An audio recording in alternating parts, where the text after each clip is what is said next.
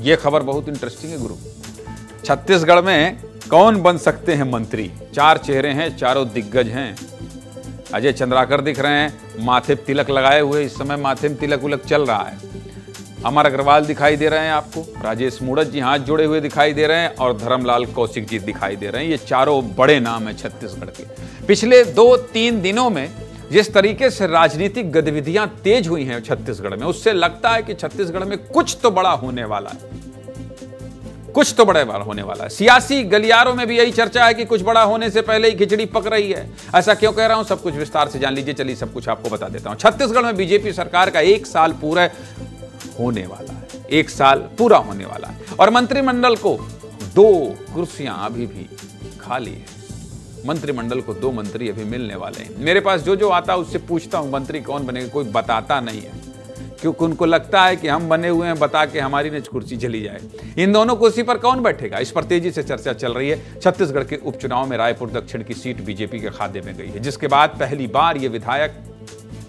बार के विधायक को हो या सीनियर बीजेपी विधायक, सभी मंत्री पद पर अपने नाम की पर्ची निकलवाने के लिए लगे हुए हैं। सूत्रों की माने तो पिछले 2 दिन बीजेपी ने लंबी चौड़ी बैठक की, जिसमें प्रदेश भर के पदाधिकारी शामिल हुए। इसके अलावा सबसे खास बैठक बीजेपी कोर ग्रुप की हुई। इस कोर ग्रुप की बैठक में मंत्री पद को लेकर भी चर्चा की गई। इस चर्चा के बाद प्रदेश प्रभारी नितिन नवीन अलग से वरिष्ठ नेताओं के साथ बैठे, जिसमें मुख्यमंत्री विष्णुदेव साय के साथ डिप्टी सीएम विजय शर्मा और अरुण साव और वित्त मंत्री ओपी चौधरी समेत अन्य नेता शामिल हुए। 1 दिसंबर को जब बीजेपी के प्रदेश कार्यालय में बैठक खत्म हुई तो मुख्यमंत्री विष्णुदेव साय, प्रदेश प्रभारी नितिन नवीन और कुछ मंत्री सीधे विधानसभा अध्यक्ष डॉक्टर रमन सिंह के घर गए, और वहां भी करीब 1.5 घंटे तक चर्चा हुई। अंदर की खबर है, विस्तार न्यूज बता रहे हैं आपको। फिर यहां से सभी नेता कहां पहुंचे, सीधे मुख्यमंत्री निवास पहुंचे, और वहां रात के खाने के साथ साथ मंत्री पद की चर्चा हुई। जब बड़े नेता मुख्यमंत्री निवास में खाना खाएं तो केवल खाना नहीं खाते हैं, आप समझ रहे हैं, खाना खाने के साथ बहुत महत्वपूर्ण चर्चा भी होती है। इस मंत्री पद की चर्चा आज इसलिए और तेज हो गई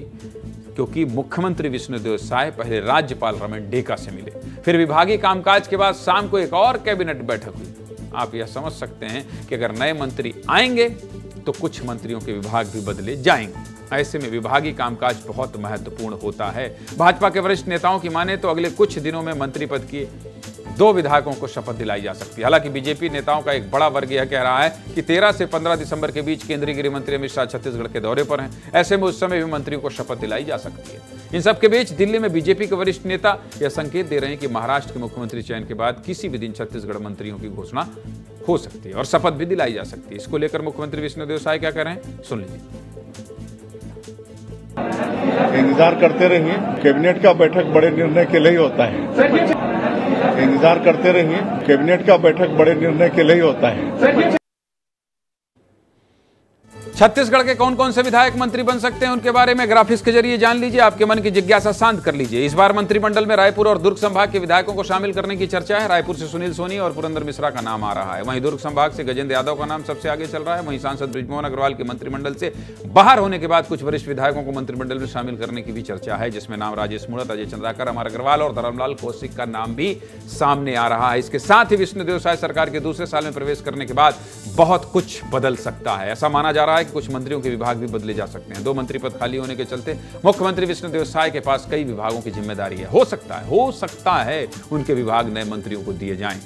इसके साथ ही बीजेपी के केंद्रीय संगठन ने मंत्रियों के परफॉर्मेंस की एक रिपोर्ट तैयार की है। उसके आधार पर कुछ मंत्रियों के विभागों में फेरबदल किए जाने की संभावना है। बहुत बड़ा इनपुट था, इसलिए आपको सब कुछ बता दिया।